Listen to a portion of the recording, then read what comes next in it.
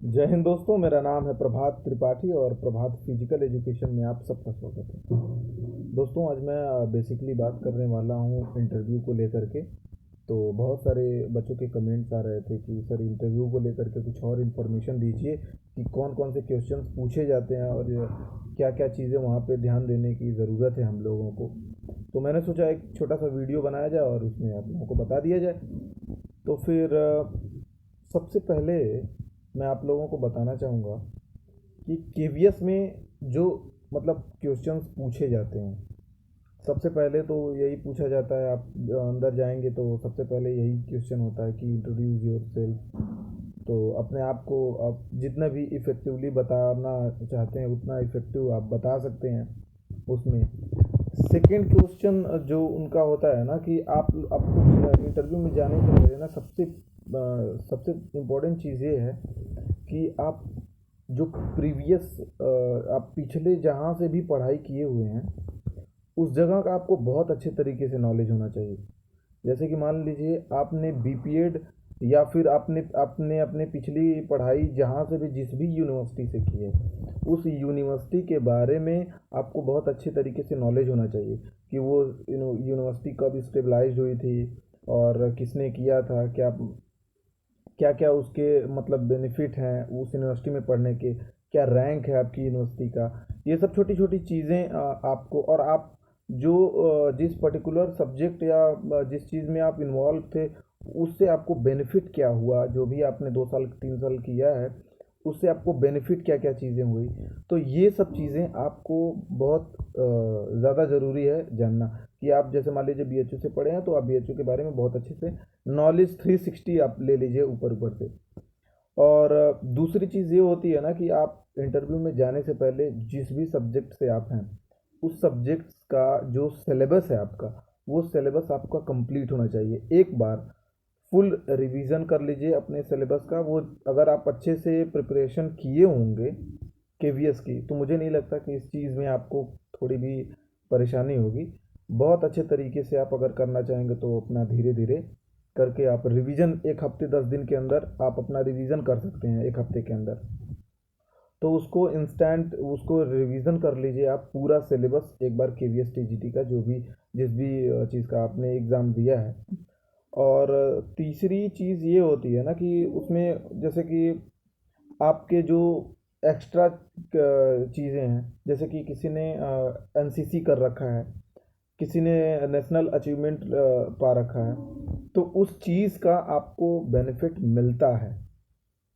ध्यान दीजिएगा, आपने अगर एनसीसी कर रखा है या फिर आपने कोई किसी पर्टिकुलर चीज़ में आपने जैसे गेम स्पेशलाइजेशन में आपने नेशनल में मेडल है या फिर कुछ बड़ी अचीवमेंट है तो उस चीज़ का आपको मतलब प्रेफरेंस मिलता है, उस चीज़ का आपको नंबर भी इशू होते हैं। और अगर मान लीजिए आपकी कुछ क्वालिटीज़ हैं जो अच्छी क्वालिटीज़ हैं, जो भी चीज़ें हैं, जैसे मान लीजिए आप पोइट्री लिखते हैं तो आप अपने जब हॉबीज़ आपका वो पूछते हैं हॉबीज़ आपकी क्या है, तो हॉबीज़ में आप उसको बता सकते हैं कि सर मैं पोइट्री भी लिखता हूँ और सर मैं जैसे कि मैं मिमिक्री भी करता हूँ। मैं लगभग 50-60 एक्टर्स की मिमिक्री कर लेता हूँ, पॉलिटिशियंस की मिमिक्री कर लेता हूँ और मैंने एनसीसी भी कर रखा है, स्पोर्ट अचीवमेंट्स भी है। तो मुझे इस चीज़ का तो बेनिफिट मिलने वाला है। तो आप लोगों ने भी अगर ऐसा कर रखा है, अगर आप भी पोइट्री लिखते हो या कुछ अच्छी और आप अगर पोइट्री बता दिए कि मैं पोइट्री लिखता हूँ तो आपको एक पॉजिटिव पोइट्री याद करके जानी है। क्योंकि जो ही आप बताएंगे कि मैं पोइट्री भी लिखता हूँ सर, अपने या पोइट्री लिखना मुझे अच्छा लगता है या मिमिक्री करना मुझे अच्छा लगता है, तो एक एक कंटेंट आपको आपके पास होना चाहिए। एक आपको अच्छी और पॉजिटिव थिंक वाली पोइट्री आपको आपके माइंड में होनी चाहिए, लर्न होनी चाहिए। उसको क्या करना है ना, वो जो ही आप बोलोगे तुरंत वो बोलेंगे कि तो ठीक है फिर अपना एक कोई पोइट्री आप सुनाइए।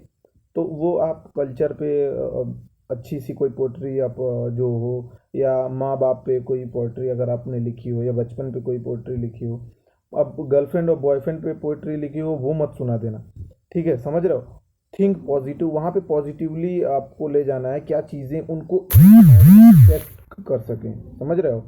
तो ये चीज़ आप ध्यान दीजिएगा। बाकी जो चीज़ें हैं, जैसे कि बहुत सारे क्वेश्चंस थे बच्चों के कि सर मैं हिंदी में वहाँ पे बोलना पड़ेगा या फिर इंग्लिश में बोलना पड़ेगा।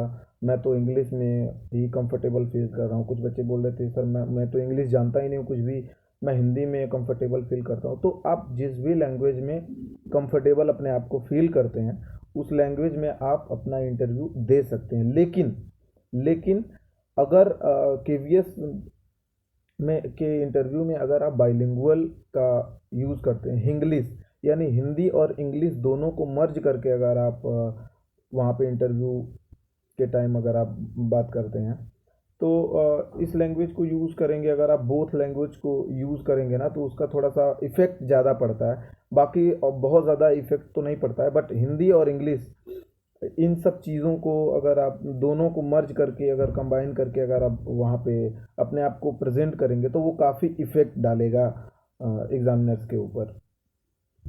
उसके बाद आप जिस भी चीज़ से मतलब जिस भी गेम से हैं, जैसे बेसिकली जो फिजिकल एजुकेशन टीजीटी का एग्जामिनेशन था केवीएस में, उन सब बच्चों के लिए मैं बता रहा हूँ कि स्पेशलाइजेशन आपको तैयार करके जाना है अपना।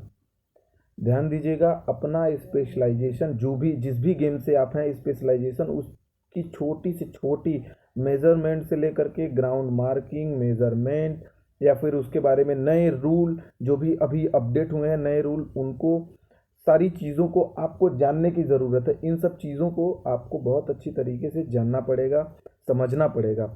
ये बहुत ज़्यादा इफ़ेक्ट डालेंगी। और स्पेशलाइजेशन केवल गेम्स की नहीं, स्पेशलाइजेशन मैं बात किया हूँ तो मतलब सर बता रहे थे कि स्पेशलाइजेशन वहाँ पे पूछते हैं, आपसे पूछेंगे कि आपका सब्जेक्ट स्पेशलाइजेशन कौन सा है, आपका गेम स्पेशलाइजेशन क्या चीज़ है। तो आपको एक सब्जेक्ट पर्टिकुलर, जैसे मान लो मेडिसिन बोल दिए या फिज एनाटॉमी एंड फिजियोलॉजी बोल दिए या कुछ भी बोल दिए, समझ रहे हो। तो वो चीज़ जो भी आप वहाँ पे बोलेंगे, उस चीज़ के बारे में आपको नॉलेज, इंस्टेंट क्वेश्चन वो करेंगे। जो ही आपने बोला कि हाँ सर मुझे एनाटॉमी एंड फिजियोलॉजी मेरा स्पेशलाइजेशन सब्जेक्ट है, तुरंत एनाटॉमी और फिजियोलॉजी से आपको क्रॉस क्वेश्चन वो करेंगे, ठीक है, वो आपसे क्वेश्चन करेंगे। तो उसके लिए आपको वेल प्रिपेयर होना है। ये चीज़ें हो गई। बाकी आप ऐसे ही नॉलेज को एक्वायर करते रहें। सिलेबस को ध्यान दीजिए, अपने प्रीवियस जिस भी यूनिवर्सिटी से आपने किया है वो आप ध्यान देना है। और हाँ, इंटरव्यू जो आपका होता है वो बेसिकली मतलब मिनिमम जो होता है वो 6 से 7 मिनट का इंटरव्यू भी हो सकता है। बाकी मैक्सिमम वही होता है 12 से 15 मिनट का मैक्सिमम। तो बहुत छोटा सा इंटरव्यू होता है, लेकिन आपके फुल पर्सनालिटी को उसमें देखा जाता है। तो इसके लिए जल्दबाजी ना करें। छोटी छोटी चीज़ों को वो आपको बहुत ज़्यादा सिलेक्शन में आपको हेल्प कर सकती हैं। उन सब चीज़ों को जो मैंने अभी बताया आपको, इन सब छोटी छोटी चीज़ों को आप ध्यान रखिए। जितने भी आपके सर्टिफिकेट्स हैं जो आपने ऑलरेडी फॉर्म में लगा रखा है, उन सब चीज़ों को, चाहे कास्ट सर्टिफिकेट हो या गेम स्पेशलाइजेशन हो या आपका एनसीसी से कुछ बेनिफिट लेना चाहते हैं तो एनसीसी सर्टिफिकेट हो, स्पेशलाइजेशन गेम्स का जो भी सर्टिफिकेट हो, सारे चीज़ों को आपको कलेक्ट करके रखना है। क्योंकि अब इंटरव्यू की डेट्स आती जा रही हैं। तो समझ लो कि मैं बताया था ना कि 15 तारीख के अंदर सारे वो हो जाने हैं ना। मार्च में तो किसी कीमत पे आपका इंटरव्यू हो ही जाना है, किसी कीमत पे। सारे जितने भी पोस्ट हैं सारे पोस्ट के तो मार्च में हो जाना है। तो आपको ज़्यादा से ज़्यादा मतलब समझ सकते हो कि 10 से 15 दिन का, 12 दिन का टाइम आपको इंटरव्यू के लिए मिलने वाला है, तो जो कि बहुत कम है। तो इसके लिए आपको ध्यान देने की ज़रूरत है। बहुत अच्छे से प्रिपेयर करिए अपने आप को। और बाकी कुछ इन्फॉर्मेशन जो भी आप मतलब मेरे अकॉर्डिंग जो होगी वो आपको दी जाएंगी। बाकी अपना वहाँ पे जाने के बाद ये ध्यान देना ना कि मतलब सेल्फ कॉन्फिडेंस जो होता है ना, ऐसा नहीं कि जाते वक्त पसीने से भीग गए, डर रहे हैं, घबरा रहे हैं। ये चीज़ें आपको बहुत मतलब बैड इफ़ेक्ट डालेंगी ना आपके ऊपर। तो इसके लिए इंटरव्यू के पैनल के पास जब आप बैठते हैं ना, तो एक स्माइलिंग फेस होना चाहिए आपका। और स्माइलिंग फेस के साथ जो भी चीज़ें आप बता रहे हैं वो उसको एकदम पॉजिटिव वे में बताना है। किसी भी चीज़ को बताने के टाइम आपको पॉजिटिव थिंक करना है, ठीक ना, नेगेटिव थिंक बिल्कुल नहीं करना है। क्योंकि ये इफ़ेक्ट करने वाली है आपके मार्क्स को। तो ये सब चीज़ें हैं। बाकी छोटी मोटी जो भी इंफॉर्मेशन आएगी कुछ भी एग्ज़ाम के रिलेटेड या इंटरव्यू के रिलेटेड, तो मैं तुरंत आपको बताने की कोशिश करूँगा।